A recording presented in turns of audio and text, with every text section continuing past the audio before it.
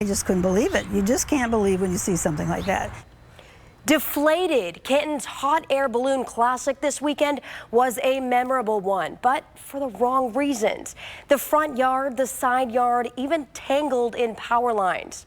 Good evening, everyone. I'm Homa Bash. Mike and Tracy are off tonight. At least 4 balloons made interesting landings Saturday night, each and every one of them happening as concerned crowds looked on.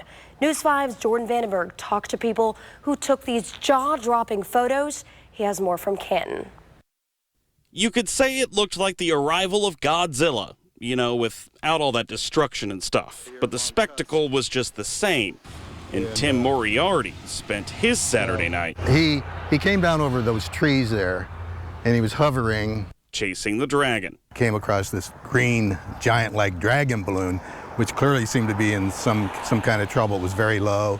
So, like many other people, we kind of followed it. It was a narrow window to land, yet somehow Godzilla and his pilot scraped by the trees and power lines, touching down in a small strip of land near downtown. At one point I thought, you know, if he doesn't miss that and he comes out in the street and that, you know, the thing comes down, what if it covered my car or something? You know, they'd still be looking for me maybe. The pilot was unscathed, and Godzilla's thumbs up let everyone know he was too.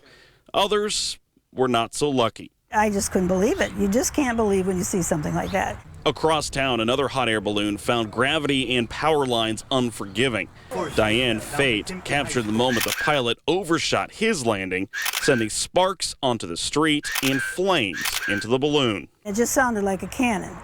Just blew up and out went the line and broke in half.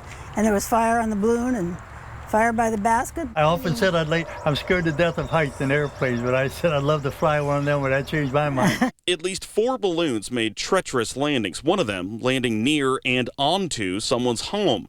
Event organizers say incidents like these have never happened in the festival's 33-year history, and landings are determined by the pilot and depend on the permission of the property owner. However, it is unclear why so many went off course. This doesn't really put a mar on it. It makes you make you remember what happened, but we're just glad everybody got out okay. Neither Moriarty nor Fate went to the balloon festival this year. Instead, it came to them. In Canton, Jordan Vandenberg, News 5. The balloon pilot that hit the power lines had minor injuries. He did not.